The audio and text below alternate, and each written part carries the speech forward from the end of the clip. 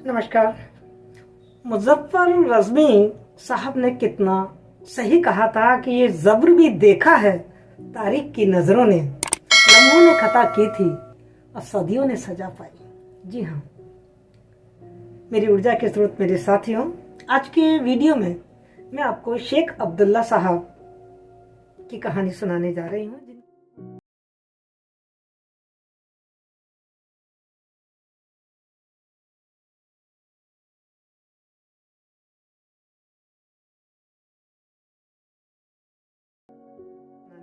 जिनके दादा बाल मुकुंद कश्मीरी ब्राह्मण थे और जिनके पिता ने अपनी युवा अवस्था में ही इस्लाम धर्म को स्वीकार किया था। शेख अब्दुल्ला होना थोड़ा अजीब और जटिल लगता है। बड़ा जटिल व्यक्तित्व था उनका। उनकी कोई भी बात, किसी भी घटना को तीन तरीके से, तीन नजरियों से, तीन तरीके से उसकी व्याख्या होती थी। दिल्ली उनकी बात का कुछ और अर्थ निकालती थी, इस्लामाबाद उसी घटना को, उसी बात को एक अलग दृष्टिकोण से देखता था। और कश्मीर में जब वो जाते थे तो वही बात, वही घटना कुछ एक नया ही रंग, कुछ नई सूरत ले लेती थी। उन्हें कश्मीर का शेर कहा जाता था।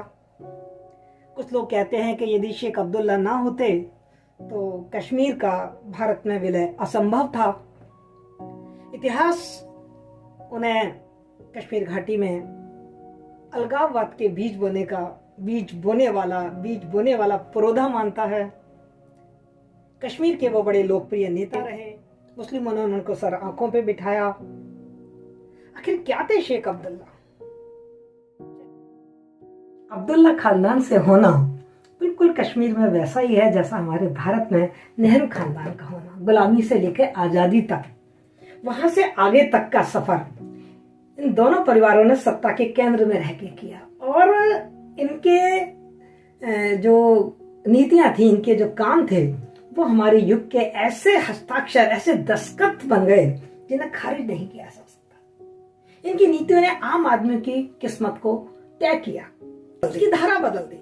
और सदियों तक इसी के साथ नेहरू और अब्दुल्ला खानदान में एक समानता और है, ये कि दोनों के बारे में आम लोगों की राय बिल्कुल दो ध्रुवों पर स्थित है। या तो लोग उन्हें हीरो मानते हैं और या फिर उनको विलेन मानते हैं। बीच का कोई रास्ता नहीं। शेख अब्दुल्ला का जन्म 5 दिसंबर 1905 में एक बाहरी इलाका है सौरा गांव, वहां हुआ था। इनके जन्म से पहले ही मृत्यु हो चुकी थी। और इनके पिता शॉल का व्यापार किया करते थे। मैं आपको बता दूं कि शेख अब्दुल्ला बहुत पुराने पूर्वज नहीं, इनके दादा हिंदू कश्मीरी पंडित थे जो कन्वर्ट हुए थे। और यहाँ मैं आपको ये भी बता दूं कि जितने भी ये कट्टर मुस्लिम लीग के नेता हुए ना, चाहे जिन्ना है, चाहे वो इकबाल हैं, ये सब के पूर्वज कश्मीरी पंडित ही थे जिनमें इतनी कट्टरता भर गई। समझ नहीं आता इतनी कट्टरता इनके अंदर कैसे भर गई। बहरहाल मैं बात कर रही थी शेख अब्दुल्ला की। तो उनकी जो मैट्रिक तक की पढ़ाई है वो पंजाब में होती है। उसके बाद वो मन में उनके सपना है कि वो डॉक्टर बने। राज्य से वो वजीफा की आशा करते हैं, लेकिन वहां से उनको कोई स्कॉलरशिप नहीं मिलती है। तो वो अलीगढ़ मुस्लिम यूनिवर्सिटी आ जाते हैं और वहां 1930 में फिजिक्स से एमएससी करके निकलते हैं। कहते हैं कि जब वो अलीगढ़ मुस्लिम विश्वविद्यालय में पढ़ रहे थे तभी काफी प्रगतिशील नेताओं से और लोगों से उनका मेलजोल हो गया था। उन्होंने कई सिल्क फैक्ट्री के वर्कर्स की हड़तालें और उनके आंदोलन भी देखे थे। तो उनके अंदर वहीं से ही एक राजनीतिक चेतना और प्रगतिशीलता की भावना भर गई थी। जब शिक्षा प्राप्त करके वो कश्मीर लौटे तो वो राज्य सरकार में कोई बड़ा ओहदा चाहते थे, लेकिन राजा हरि सिंह के दरबार में और उनके सरकार में ज्यादातर हिंदू और कश्मीरी पंडितों का ही बोलबाला था। यहाँ पर मैं ये एक बात और बता दूं कि ये केवल इसलिए नहीं था कि वो हिंदू थे, ये इसलिए था कि हिंदू पंडित, कश्मीरी पंडित एक तो फारसी भाषा जानते थे और उस समय की जो राजभाषा थी फारसी थी। अंग्रेजों के समय में वहां उर्दू हो गई। ये लोग इन्होंने उर्दू पे भी अपना अधिकार कर लिया। उर्दू को भी ये बहुत अच्छी तरीके से पढ़ लिख लेते थे, इसलिए इनको राज्य सरकार में ऊंचे ऊंचे ओहदे दिए जाते थे। दूसरे ये काफी पढ़े लिखे और संवेदनशील व्यक्ति थे, इसलिए सरकार में इनको अच्छे स्थान दिए जाते थे। बहरहाल जो भी कारण रहे हों, शेख अब्दुल्ला को यहाँ पर कोई बहुत अच्छी नौकरी नहीं मिल पाई, तो प्रशासन के विरुद्ध इन्होंने जहर उगलना शुरू कर दिया और राजा हरि सिंह के विरुद्ध इन्होंने प्रगतिशील जो शिक्षित मुस्लिम लोग थे उनका संगठन बनाना शुरू कर दिया। सबसे पहले इन्होंने एक रीडिंग रूम करके एक छोटी सी एक संस्था बनाई और उस संस्था को बाद में उन्होंने 1932 में ऑल कश्मीर मुस्लिम कॉन्फ्रेंस के नाम से लॉन्च किया। लेकिन 1938 में दूर की सोचकर, क्योंकि उनको राजनीति में एक लंबी पारी खेलनी थी, उन्होंने इसमें से मुस्लिम शब्द हटा दिया और इसे नेशनल कॉन्फ्रेंस के नाम से आगे इसको चलाया, जिससे कि सभी धर्मों के लोग इसमें शामिल हो सके और ये कह सके वो कि ये नेशनल कॉन्फ्रेंस है वो पूरे कश्मीर की जनता का प्रतिनिधित्व करने वाली एक संस्था है। और उसके माध्यम से शेख अब्दुल्ला कश्मीर में आंदोलन चलाने लगे कि यहाँ सीमित राजतंत्र, मतलब प्रजातंत्र जैसी प्रणाली जो चुनाव पर आधारित हो, वो लागू की जाए और महाराजा का जो शासन है उसे समाप्त किया जाए। उन्होंने महाराजा के विरुद्ध महाराजा कश्मीर छोड़ो ऐसा आंदोलन भी चलाया। इस बात को लेकर दोनों में बहुत ज्यादा फ्रैक्शन हो गए। महाराजा ने उनको गिरफ्तार करके जेल में डाल दिया। इसी बीच में हम देख रहे हैं भारत आजाद हो जाता है 15 अगस्त 1947 को। कश्मीर पर कबायली हमला होता है 22 अक्टूबर को। 24 अक्टूबर को महाराजा हरि सिंह भारत से सहायता की मांग करते हैं। 26 अक्टूबर को महाराजा विलेन पत्र पर हस्ताक्षर करते हैं और 27 अक्टूबर को भारत की सेना कश्मीर को बचा लेती है। जब ये सारे झंझट हो रहे थे तो नेहरू जी की सलाह पर शेख अब्दुल्ला को छोड़ने का आदेश दिया महाराजा हरि सिंह ने। और शेख अब्दुल्ला को इसलिए ये आदेश दिया कि वो कश्मीर में जो ये उत्पात हो रहा था, बारामूला का उत्पात हो रहा था, जो कबायली हमला हो रहा था, उसको संभाल सके। और जो क्योंकि उस समय कश्मीर घाटी पर शेख अब्दुल्ला का काफी दबदबा था, तो इस तरीके से वो उस स्थिति को संभाल सके। जब सब कुछ शांत हो गया, शांत होने का मतलब जब एलओसी निश्चित हो गई और युद्ध विराम हो गया, तो एक सरकार का गठन हुआ जिसमें राजा हरि सिंह को संवैधानिक प्रमुख बनाया गया और शेख अब्दुल्ला को उसमें प्रधानमंत्री बना दिया जाता है। प्रधानमंत्री जब शेख अब्दुल्ला बन गए तो उनके मन से महाराजा के विरुद्ध जो दुश्मनी थी वो गई नहीं और उन्होंने महाराजा को कश्मीर से निकाल कर ही दम लिया और उसकी जगह कॉन्स्पिरेंसी कर उन्होंने उन्हीं के बेटे कर्ण सिंह को वहां का संवैधानिक प्रमुख बना दिया। लेकिन हम देखते हैं अचानक 8 अगस्त 1953 को वही कर्ण सिंह शेख अब्दुल्ला को प्रधानमंत्री पद से बर्खास्त कर देते हैं, ये कहकर कि आपने और आपके मंत्रिमंडल ने विधानसभा में अपना विश्वास खो दिया, आपके पास बहुमत नहीं है। इसमें शेख अब्दुल्ला ने बहुत गुहार लगाई कि मैं अपना बहुमत साबित करूंगा, लेकिन केंद्र सरकार ने उनकी इस गुहार को नहीं माना और उन्हीं के कैबिनेट के एक सदस्य थे गुलाम मोहम्मद, उनको नए प्रधानमंत्री के रूप में नियुक्त कर दिया।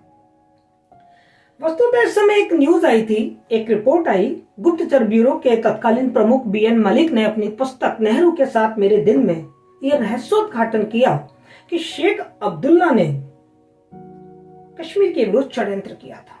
जून 1953 में अमेरिकी गुप्तचर विभाग के 2 प्रमुख अधिकारियों ने श्रीनगर में उनके साथ एक लंबी बैठक की थी, जिसमें यह तय किया गया था कि शेख साहब 15 अगस्त 1953 को कश्मीर को आजाद घोषित कर देंगे। ये देखिए, शेख साहब शुरू से ही बड़े महत्वाकांक्षी रहे थे और अपने मन में वो कश्मीर का सुल्तान बनने की इच्छा पाले हुए थे। किसी ना किसी तरीके से वो कश्मीर का सर्वे सर्वा बनना चाहते थे। इस नए राष्ट्र को ब्रिटेन, अमेरिका, फ्रांस आदि पश्चिमी राष्ट्रों ने फौरन मान्यता देने का फैसला कर लिया था। ऐसी रिपोर्ट हमारे भारत में आई तो तुरंत नेहरू जी ने शेख अब्दुल्ला को गिरफ्तार किया, उन पे मुकदमा चला गया और 11 साल के लिए शेख अब्दुल्ला को जेल में डाल दिया गया। 11 साल बाद 8 अप्रैल 1964 को उन पर कश्मीर षड्यंत्र केस के सारे आरोप हटा लिए जाते हैं और उन्हें जेल से बरी कर दिया जाता है। और जब वो घाटी में पहुंचते हैं तो बड़े जोर शोर से उनका स्वागत किया जाता है। मतलब बड़ी लोकप्रियता बढ़ गई शेख अब्दुल्ला की तो। और रोचक बात तो ये रही कि नेहरू जी खुद शेख अब्दुल्ला को पाकिस्तान भेजते हैं कि वो पाकिस्तान के जो उस समय के जो राष्ट्रपति हैं अयूब खान, उनसे जाके बात करें और भारत और पाकिस्तान के जो कश्मीर का जो मसला है उसको किसी तरीके से सुलझाएं। तो इस तरीके से जो शेख अब्दुल्ला होते हैं वो विशेष दूत के रूप में भारत से पाकिस्तान जाते हैं और पाकिस्तान में उनका बड़ा इस्तकबाल होता है, बहुत स्वागत होता है, बड़े गले मिले जाते हैं। और अयूब खान राजी हो जाते हैं, वो दिल्ली आना चाहते हैं। लेकिन उसी समय 27 मई 1964 को नेहरू जी की मृत्यु हो जाती है। उस समय जो शेख अब्दुल्ला थे वो पीओके में थे और अयूब खान के साथ थे। नेहरू जी की मृत्यु पर शेख साहब और अयूब खान दिल्ली पहुंचते हैं और जानकार लोग कहते हैं कि शेख अब्दुल्ला नेहरू की मृत्यु पे फूट फूट कर रोए थे। खैर, हमें राजनीतिज्ञों के रोने पर नहीं जाना चाहिए। इतना सत्य था कि नेहरू जी के और अब्दुल्ला के रिश्ते बड़े प्यारे थे। नेहरू जी शेख अब्दुल्ला के विरुद्ध भी कुछ सुनना नहीं चाहते थे। कोई उनसे कुछ कहता भी था तो वो उन्हें डांट फटकार कर चुप करा दिया करते थे। और उस समय के जो राजनीतिज्ञ कूटनीतिज्ञ वो कहते हैं कि शेख अब्दुल्ला के पास पता नहीं क्या एक जादू की छड़ी थी कि जैसे वो नेहरू जी के पास जाते थे और अपनी बात कहते थे और फौरन वो नेता नेहरू जी को अपने शीशे में उतार लिया करते थे। तो इस तरीके से शेख अब्दुल्ला के नेहरू जी से बड़े गहरे संबंध थे। लेकिन जब उन पर बहुत मतलब प्रश्न उठाए गए और ज्वलंत इस तरीके के आरोप लगाए गए और उनके जब ठोस सबूत दिए गए तो जरूर नेहरू जी को अब्दुल्ला जी के विरुद्ध कुछ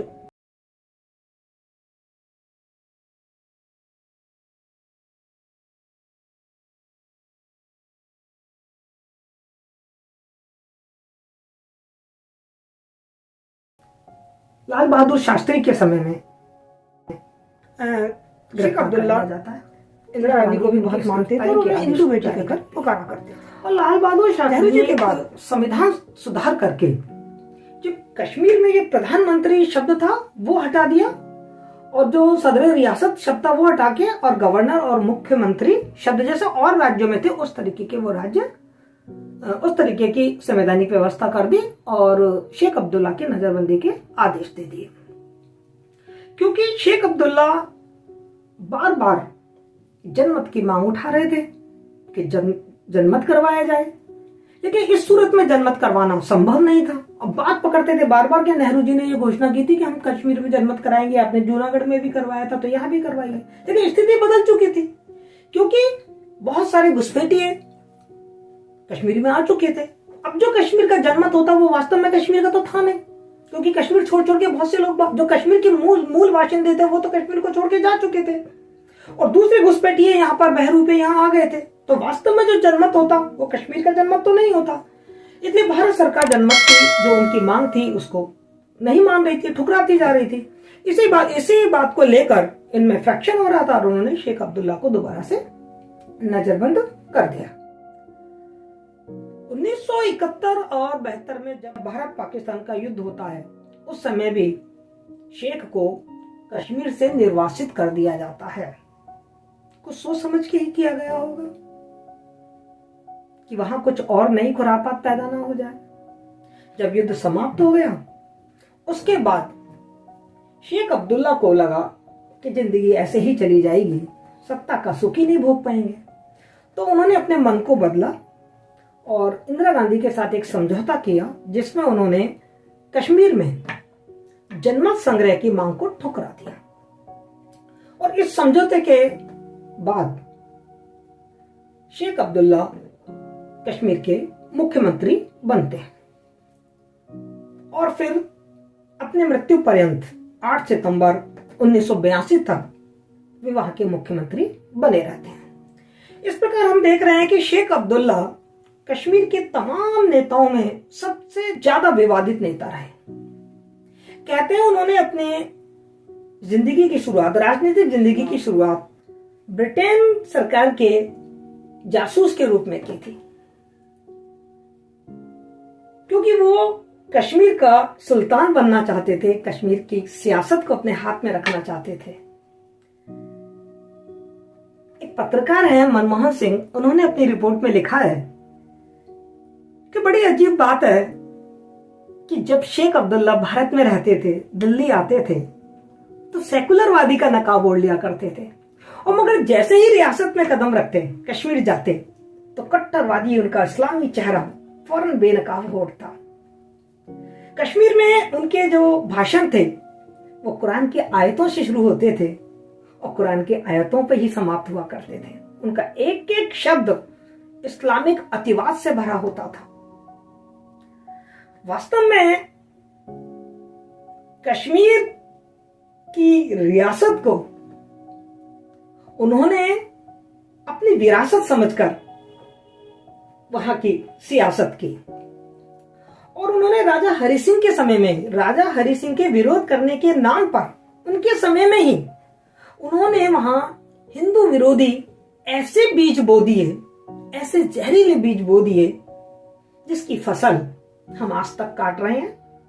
और जो बीज शेख अब्दुल्ला ने बोए थे वो वही समाप्त नहीं हुए, वो उनकी पीढ़ियों ने भी उसको खाद पानी दिया और वो खूब फले फूले, और वही जो जहरीले बीज थे वो 1990 में हमको कश्मीरी पंडितों के विस्थापन और उस नरसंहार के रूप में दिखाई देता है। तो आप निर्णय कीजिए कि वास्तव में कश्मीर की समस्या के लिए दोषी है कौन, और जो बीत गया उसे हम नहीं बदल सकते। उन्हें गालियां देने से, उन्हें कोसने से कुछ नहीं होगा। सवाल यह है कि जो वो कर गए थे वो हम ना करें।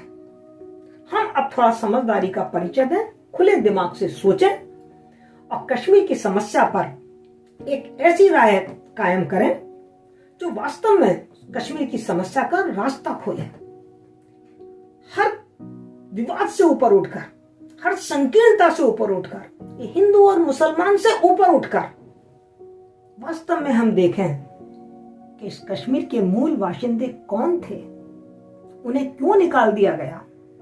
अरे आज जो इनका विरोध कर रहे हैं उनके खुद के पूर्वज हिंदू थे। क्या अपने पूर्वजों के प्रति आदर का भाव यही है कि आप उन्हीं के ही वंशजों को, अपने ही वंशजों को, अपने ही खून को किसी आयातित आतंकवाद और कट्टरतावाद, किन्हीं अंतरराष्ट्रीय पंचों के बुलावे में आकर और उनका नरसंहार कर दें।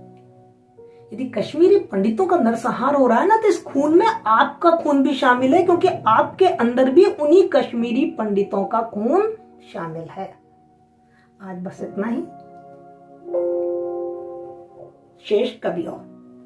Thank you so much. यदि आपको मेरी जानकारी पसंद आई है तो इस वीडियो को शेयर करें, मेरे चैनल को सब्सक्राइब करें।